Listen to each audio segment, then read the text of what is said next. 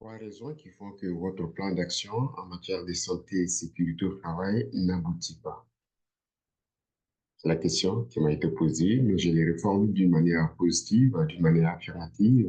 Sous la forme affirmative, voudrais-je dire, pour vous aider en tant qu'entreprise ou comité santé et sécurité et puis mettre en œuvre pour réussir l'application de votre plan, du moins une bonne exécution. La conception d'un plan d'action santé et sécurité au travail doit répondre à trois impératifs de mon point de vue. Et leur absence, donc l'absence des impératifs, cause souvent, je ne veux pas dire l'échec, mais le fait que l'entreprise ou le comité n'atteigne pas ses objectifs en matière de santé et de sécurité au travail. Première raison, manque d'alignement de votre plan sur la vision et les objectifs de santé et sécurité au travail. Un plan d'action doit répondre à une préoccupation, c'est la résolution d'un problème, c'est la manière dont votre organisation veut résoudre un problème ou réduire les gaps entre ce qui est problème et les résultats attendus. Donc, comment vous partez des objectifs, comment vous partez du problème au résultat. Donc, c'est une feuille de route, c'est une démarche à suivre, c'est un processus pour aboutir. Or, tout bon processus doit s'aligner sur la vision. Et bien des entreprises manquent de vision en santé et sécurité au travail. Oui, votre entreprise a une vision. Au-delà, il y a lieu, en tant qu'entreprise également, d'avoir une vision en santé et sécurité au travail. Et cette vision, qui aujourd'hui est d'actualité, s'aligne sur 3 ans, ou est définie pour 3 ans, doit avoir des objectifs. Et c'est les objectifs qui doivent être annuels.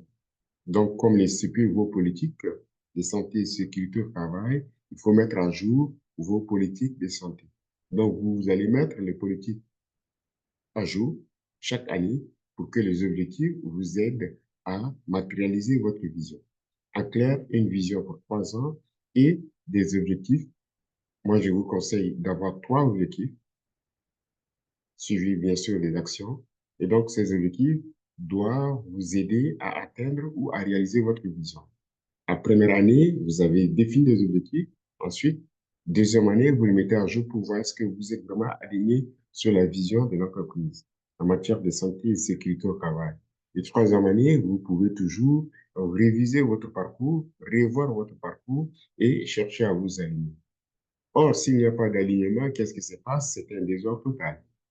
Parce que ce qui arrive, on a une vision que beaucoup ne maîtrisent pas ou c'est pas connu et on définit une somme d'activités, parfois très nombreuses et incohérentes ou qui ne s'alignent pas tout simplement avec la vision de l'entreprise ou les objectifs. Donc, retenez qu'il vous faut une vision qui doit être matérialisée.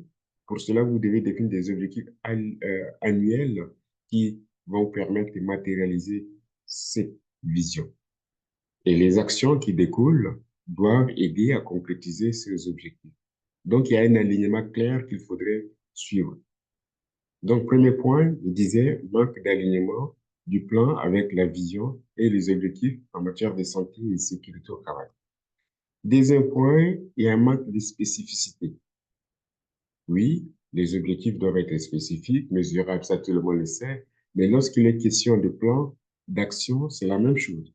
Au niveau des actions, des activités ou tout simplement les tactiques, s'il faut être plus concret, pour ne pas dire les tâches, toutes ces activités, donc tâches ou activités ou tout simplement tactiques, doivent également être cohérentes avec les objectifs. Vous avez un objectif.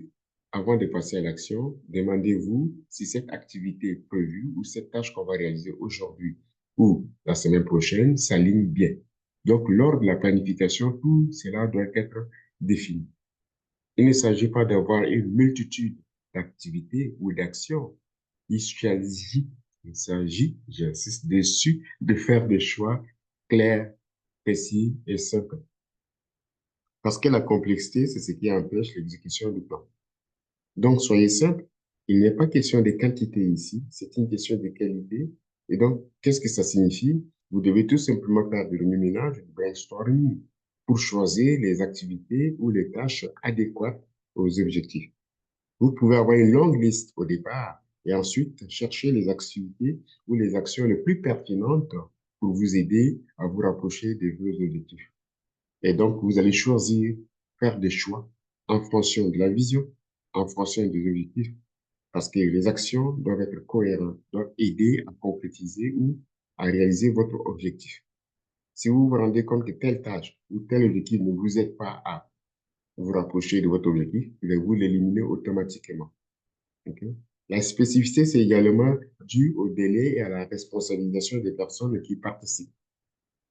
Qu'est-ce que cela signifie? Du moment où vous avez choisi une activité ou une tâche, assurez-vous de nommer une personne, Monsieur X, Y, vous êtes responsable de suivre ou d'exécuter cette tâche d'ici telle date.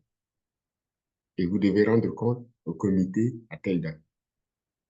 Donc, vous voyez, il devient plus spécifique à ce moment. Mais lorsque vous faites seulement un étalage pardon, d'activité, et ensuite, la personne qui suit, il n'y a pas de date, ben, vous dites dernier trimestre 2024, ben, c'est vague.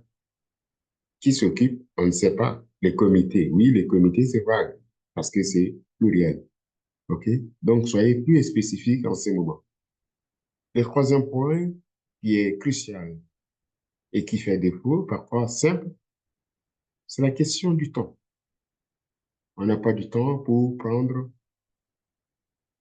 consacrer à la planification. Or, tout le monde sait, pour ceux qui savent et qui pratiquent la planification depuis longtemps, que le temps mis sur la conception, sur l'élaboration réduit, selon les études, de 20% le temps d'exécution.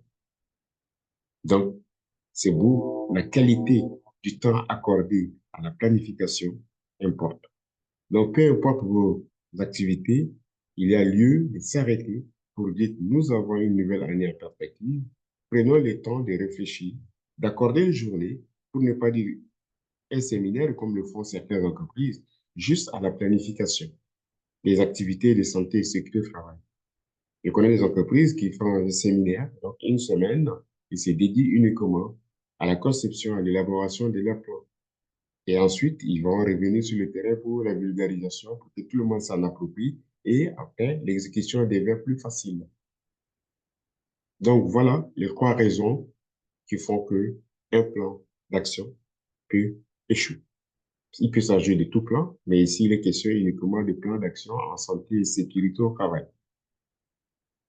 En rappel, donc, en résumé, je vous dis, première raison, manque d'alignement du plan sur les objectifs et la vision de l'entreprise en matière de santé et sécurité au travail. Deuxième point, deuxième raison, manque de spécificité. Troisièmement, non de moindre, manque de temps, donc un temps consacré à la conception ou à l'élaboration.